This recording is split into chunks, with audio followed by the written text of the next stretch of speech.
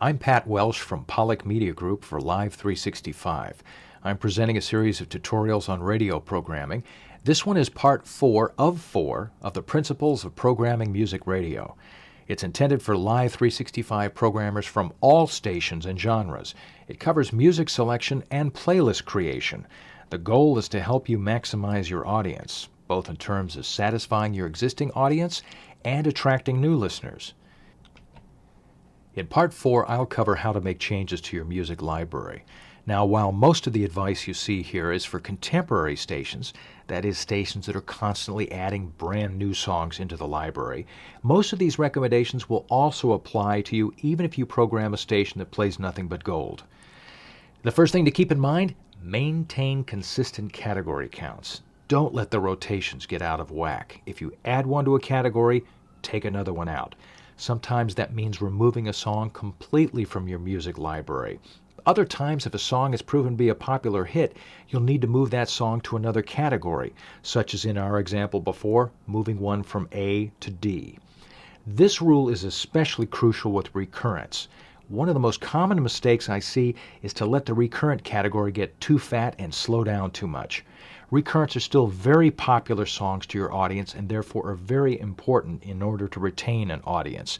The rule of thumb that I like to go by is songs in recurrent categories should play at least 1/4 as much as those songs in your A category.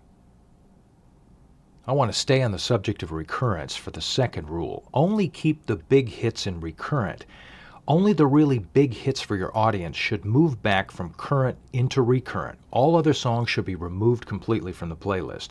Putting weak or marginal songs, the ones that aren't really big hits, into recurrent and gold categories makes those categories weak, not strong. So remember, don't let the recurrent categories get too big. Otherwise, for your audience, it's their favorite record, and one day they're hearing it in heavy rotation, but the next day it's as if it disappeared.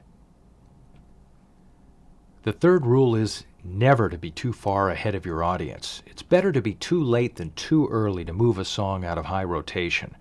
Now, charts can be a general indicator of what's happening in music, but keep in mind, charts always move too quickly. This is true with all demographics and in all countries and regions.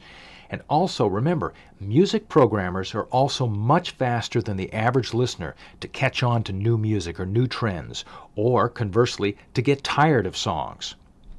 Radio stations that do music research find out that hit songs tend to test well and last a lot longer in heavy rotation than the charts would indicate. Now let's turn to some criteria for adding new music to your music library. Besides, of course, your own instincts. One important criteria, core artists. Any new song from an artist that your station already plays should be automatically considered. In most cases, new songs from established artists are preferable to songs from unknown artists. Another criteria, songs receiving exposure elsewhere, either radio airplay or video music channel airplay, or songs or artists that are getting exposure in a movie or on a TV show. FM radio is curiously very slow to recognize exposure on other platforms. For example, an artist like Feist, a Canadian artist that got exposure on iTunes on a TV commercial originally, never really got all that much exposure on FM radio. The same thing happens in other cases as well, so this is a great opportunity for you to find hits that may not be getting all the exposure that they should elsewhere. And of course, you want to look at legitimate charts, the charts that seem to have the most credibility. Songs in the top 20 or top 10 on select international charts, such as playlist monitoring services like BDS, the Billboard Hot 100, the iTunes download chart, or from other countries, charts such as the official UK Top 40 chart. I often get asked how long songs should remain in a particular category before moving up or completely out of the music library. Unfortunately, there is no strict rule of thumb for how long a song should remain in the station's music library. Some songs remain popular for a long time, can stay in heavy rotation for months. Others flame out quickly. This is one area where it's definitely more art than science. The best way to determine what the listeners want to hear is by getting any direct feedback from the listeners. Barring that, you can look at charts, although as I said before, charts always move too quickly, or you might even look at competing playlists. How about criteria for increasing airplay? Well, songs in A should be only the most popular and familiar songs. Except for occasionally a new song from a station superstar, if a song has not been played for at least 4 or 5 weeks, it's probably not yet familiar enough for the A category. In any week, most of the songs on your playlist will stay in the same category. A rotation is for songs that are maintaining their popularity, B category songs that still seem to be moderately popular, and new songs in C that have not yet been played enough times to be properly evaluated. Now, in some cases, there may be songs in B that you think seem ready to move up to A, but there's no reason to move any of the existing songs out of A. In that case, keep the songs in B until you have a reason, that is, you have a slot to move them into the A category. Maintain the rotations by keeping the category counts consistent. Then there's decreasing airplay, or slowing a song down. Now remember, only songs that have reached A rotation should be considered for recurrent. Songs which were never good enough to advance beyond B or C should never be put into recurrent.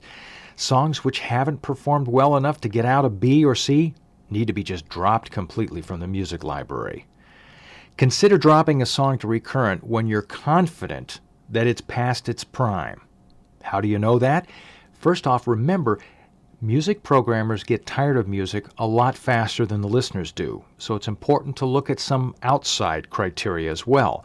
You can look at the charts, although again, those can move too fast, but also consider looking at competing radio stations, or when you see songs start to drop in terms of sales. Finally, there's dropping songs from the music library. The fact is that many songs will not be successful. In fact, most of them will not be successful. Perhaps only 20 to 25% of all songs will be successful enough to make it through the entire process, from a new category up to A, then back to recurrent, and eventually to gold. Many other songs will be dropped from the C or B category without ever getting to A. Some of these songs will never move up the charts or generate any kind of feedback or sales. Some may start in C, move up to B, then stall and prove not to be a hit. And if a song has been played in C for several weeks and you determine that there's no evidence that listeners care about it, you should drop it completely from the music library. Remember, as with so many other things in programming, the focus should be on the listeners and their preferences. This concludes this tutorial on the principles of programming music radio.